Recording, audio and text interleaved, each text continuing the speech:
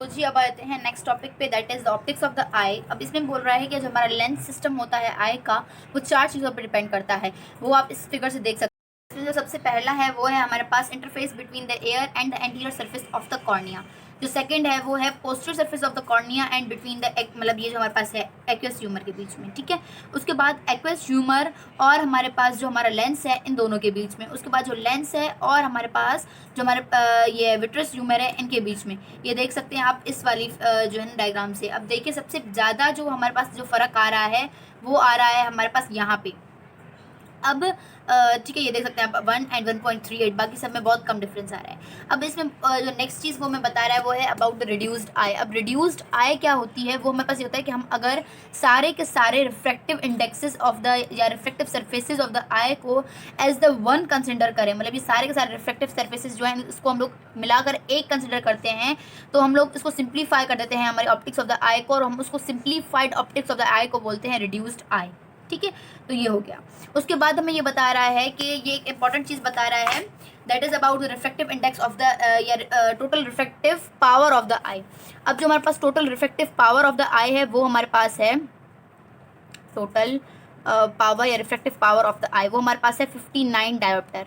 अब उसमें वो बोल रहा है कि जो हमारे पास 2/3 है इसका और एक तरफ इसको कर रहा है 1/3। अब जो इसका 2/3 है वो हमारे पास कौन प्रोवाइड करता है और 1/3 कौन प्रोवाइड करता है। सबसे पहले 1/3 देख लें बिकॉज ये हमारे पास आगे काम आएगा। That is provided by the lens of the eye, जो हमारे पास है नियर अबाउट 20 डायोप्टर, ठीक है। ये हम लोग हमारे पास एकोमोडेशन वगैरह में भी काम आएगा। उसके बाद वो बोल रहा है कि जो हमारे पास बचा हुआ 2/3 है ना, वो हमारे पास कौन सा प्रोवाइड करता है, वो करता है हमारे पास anterior surface of the cornea, oh sorry surface of cornea, ठीक है। तो बाकी हमारे पास जो बचा हुआ होगा वो हमारे पास anterior surface of the cornea करेगा। अब ये क्यों करेगा, ये मैंने आपको जो पीछे जो है ना मैंने आपको रीज़न दिया कि सबसे ज़्यादा जो डिफरेंस है इंटरफेसेस के बीच में वो यहाँ पर है कॉर्निया और एयर के बीच में, तो इसलिए सबसे ज़्यादा जो हमारे पास रिफ्लेक्टिव पावर प्रोवाइड करेगा वो ये होगा कॉर्निया, ठीक है। तो अब हम आते हैं नेक्स्ट हमारे टॉपिक पे, that is the formation of the image on the retina.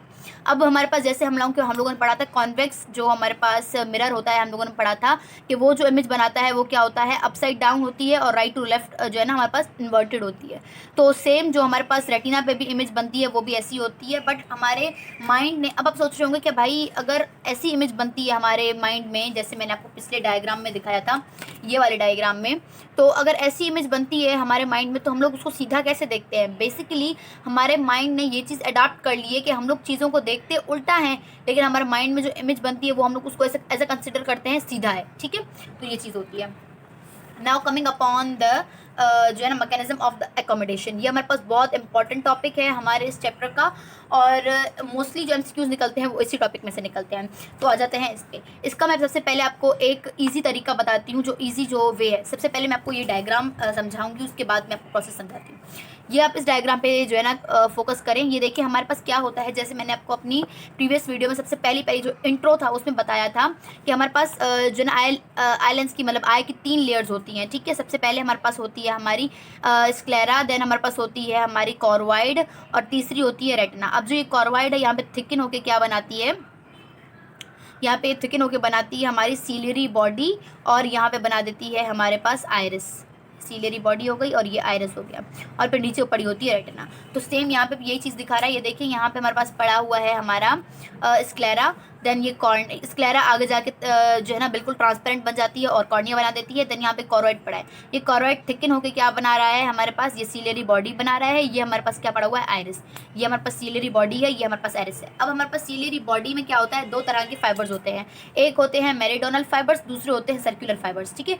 अब आप इसके अटैचमेंट इस फिगर से देख सकते हैं कि जो हमारे पास मेरिडोनल फाइबर्स हैं ये देखिए कहाँ से जा रहे हैं, पेरिफेरी से लेके टू द स्क्लेरोकॉर्नियल या कॉर्नियोस्क्लेरल जंक्शन तक जा रहे हैं। ये देख सकते हैं आप, कॉर्नियोस्क्लेरल जंक्शन मतलब जहाँ पे हमारे पास कॉर्निया और स्क्लेरा मिल रहे हैं, जहाँ पे बेसिकली स्क्लेरा जाके थिन हो रहा है, ट्रांसपेरेंट हो रहा है, उसको हम लोग बोलते हैं कॉर्नियोस्क्लेरल जंक्शन। तो वहाँ तक हमारे पास मेरिडोनल फाइबर्स जा रहे हैं। उसके बाद ये आप देख सकते हैं सर्कुलर फाइबर्स यहाँ पे पड़े हुए हैं, ठीक है। अब इन दोनों का फंक्शन क्या है, सबसे पहले जो मेरिडोनल फाइबर्स का फंक्शन देख लेते हैं। मेरिडोनल फाइबर्स अब देखिए जैसे ये कॉन्ट्रैक्ट होंगे तो इसकी हम लोग क्या बोलते हैं कि हमारे पास हमेशा जो ओरिजिन होती है वो इंसर्शन के पास आती है।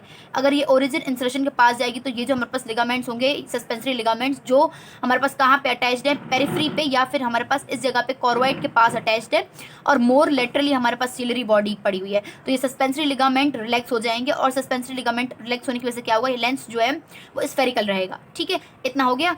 अब उसके बाद अगर ये हमारे पास कॉन्ट्रैक्ट करते हैं तो ये रिलैक्स करते हैं तो ये हमारे पास ऐसे हो जाएंगे, ऐसे हो जाएंगे। तो इन फाइबर्स को इस साइड पे खींचेंगे, अगर इन फाइबर्स को इस साइड पे खींचेंगे तो क्या हो जाएगा, ये कॉन्ट्रैक्ट हो जाएंगे, और इनके कॉन्ट्रैक्ट होने की वजह से क्या होगा कि लेंस हमारे पास अपनी शेप चेंज कर लेगा। इतना हो गया।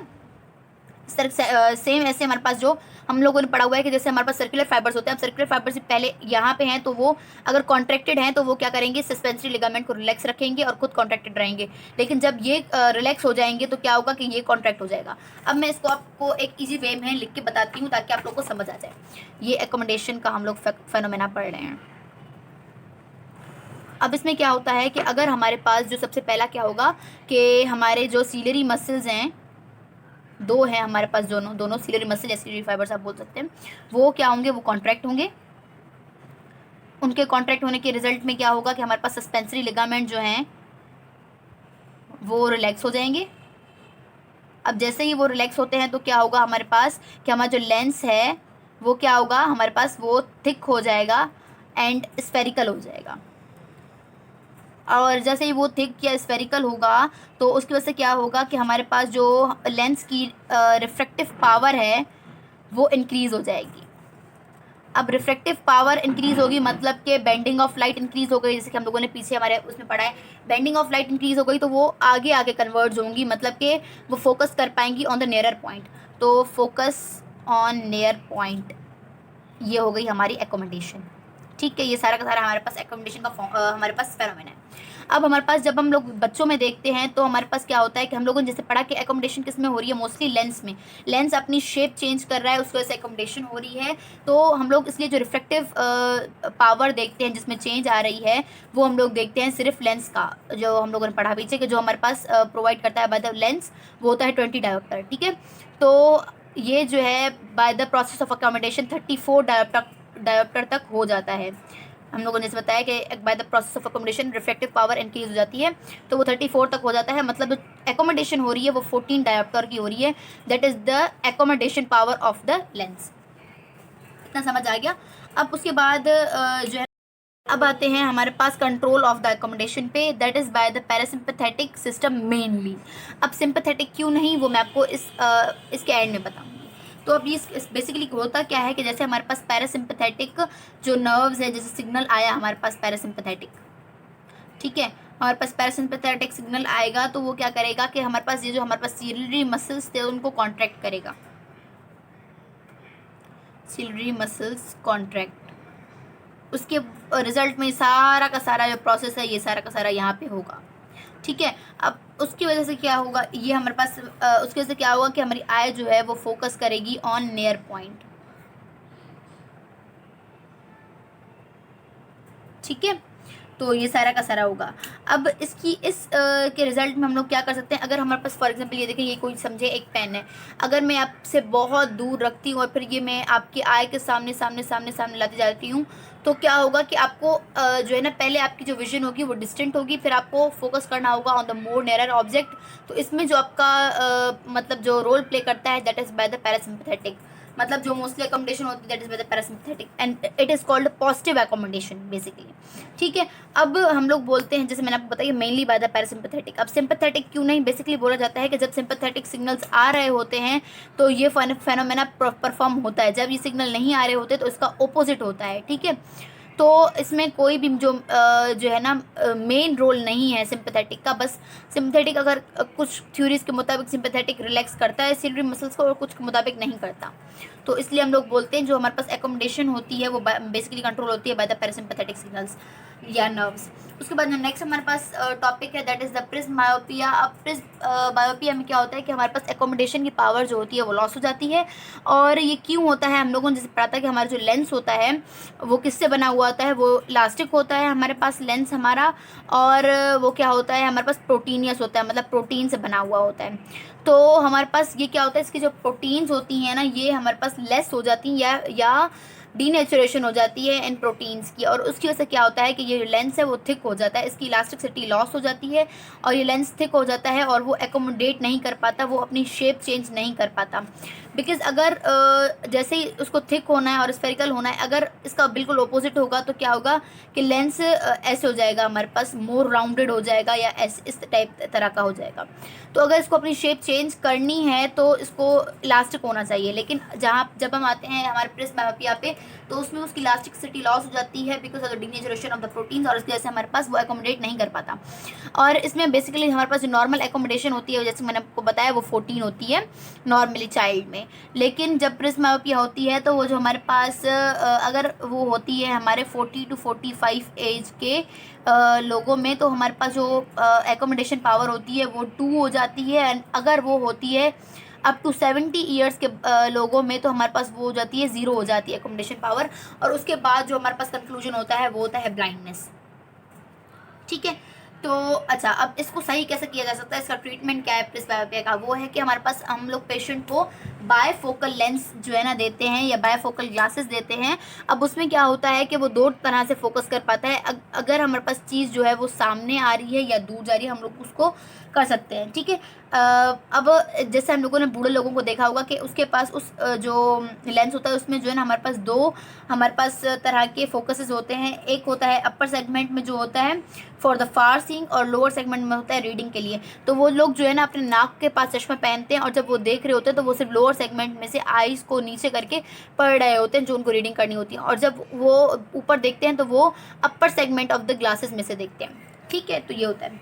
द नेक्स्ट टॉपिक इज हमारे पास जो है वो है प्यूपिलरी डायमीटर। अब प्यूपिलरी डायमीटर हमारे पास, जैसे मैंने आपको बताया, ये आप यहाँ पे इस फिगर में देखें, ये हमारे पास 2 आयरिस हैं। अब इन आयरिस के बीच में जो प्लेस है इसको हम लोग बोलते हैं प्यूपिल। तो अब ये क्या होता है कि ये प्यूपिल जो है अगर ये हमारे पास कॉन्ट्रैक्ट या रिलैक्स होंगे तो उसकी वजह से क्या होगा कि ये जो हमारे पास अमाउंट ऑफ लाइट जो इससे एंटर होती है, इस प्यूपिल के थ्रू एंटर होती है इनटू द आई, वो हमारे पास एडजस्ट होती है कि हमारे पास ज़्यादा लाइट आनी चाहिए या थोड़ी लाइट आनी चाहिए। ठीक है, तो हमारे पास अमाउंट ऑफ लाइट जो एंटर होती है हमारे पास हमारी आई में वो डायरेक्टली प्रोपोर्शनल होती है to the area of pupil. ठीक है, जैसे मैंने अभी आपको बताया। और हमें पता है कि जो एरिया होता है वो किसके बराबर होता है, डायमीटर के स्क्वायर के बराबर। ठीक है, तो इसको हम लोग इन द अदर वे ऐसे भी लिख सकते हैं कि जो एरिया ऑफ लाइट है, अमाउंट ऑफ लाइट है, वो डायरेक्टली प्रोपोर्शनल है to the diameter of pupil के स्क्वायर के। ठीक है, तो ये होता है इसमें चीज़। उसके बाद जो हमारे पास हमारे जो प्यूपिल का डायमीटर है वो कम से कम जो हो सकता है लीस्ट वो हो सकता है 1.5, जबकि जो मैक्सिमम हो सकता है वो हो सकता है 8। आते हैं हमारे नेक्स्ट टॉपिक पे, that is the depth of the focus of the lens system. अब इसमें क्या होता है बेसिकली, अब ये देखें, इसमें सिर्फ आपको एक चीज़ याद रखनी है कि जितना प्यूपिल का डायमीटर जो है वो स्मॉल होगा उतनी उसकी डेप्थ ज़्यादा होगी। अब ये इसी तरह से मैं इसको आपको पहले एग्जाम्पल देकर समझाती हूँ। एग्जाम्पल ये है कि आप जैसे एक बंदा होता है जिसको ग्लासेस लगे हुए होते हैं, तो वो अगर अपने ग्लासेस हटा देता है तो क्या होता है, उसको देखने में प्रॉब्लम होती है। तो वो क्या करता है, अपनी आइज़ को बहुत छोटा सा करके या फिर फोकस करने की कोशिश करता है ताकि वो दूर वाली चीज़ को देख सके कि कौन आ रहा है। ठीक है, तो सेम इसमें यही होता है कि अगर हम लोग अपना प्यूपिल का डायमीटर स्मॉल कर देते हैं तो उससे क्या होता है कि हम लोग फोकस ज़्यादा कर पाते हैं। तो यही चीज़ होती है। अब ये इस वाले सारे डेप्थ में ये इस चीज़ का रेफरेंस दे रहा है, इस फिगर का। आप इस पर फोकस करते हैं कि ये देखिए, इस ए वाली में हमारे पास क्या है कि जो हमारे पास प्यूपिल का डायमीटर है वो हमारे पास स्मॉल है, जबकि इस वाले में हम देख सकते हैं ये जो छोटी छोटी लाइंस दिखाई गई हैं ब्लैक वाली, इनके बीच में जो है वो हमारे पास बहुत ज़्यादा हमारे पास मतलब ओपनिंग है, तो हम लोग उसको बोलते हैं ग्रेटर प्यूपिलरी अपर्चर है। तो अब लाइट जैसे ही हमारे पास पॉइंट सोर्सेज से आ रही है और यहाँ पे जाके ये रेटिना पे बन रही है, तो यहाँ पे जो इमेज बनेगी ना वो क्या होगी, हमारे पास मतलब वो हमारे पास 2 ऐसे इमेज यहाँ पे पूरी बनेगी, इस साइड भी बनेगी, इस साइड भी बनेगी। लेकिन आप यहाँ पे देख सकते हैं यहाँ पे जो बनेगी वो बहुत फोकस्ड होगी, यहाँ पे जो होगी बनेगी वो बहुत फोकस्ड होगी और हम लोग उसको फोकस कर सकते हैं। जबकि यहाँ पे अगर हम लोग देखेंगे तो यहाँ पे जो बनेगी फिगर वो बहुत शेलो डेप्थ वाली होगी या बहुत कम जो है ना मतलब होगी और ब्लर होगी इमेज। ठीक है, जबकि अगर हम लोग स्मॉल डायमीटर में देखेंगे तो बहुत फोकस्ड या शार्प इमेज होगी।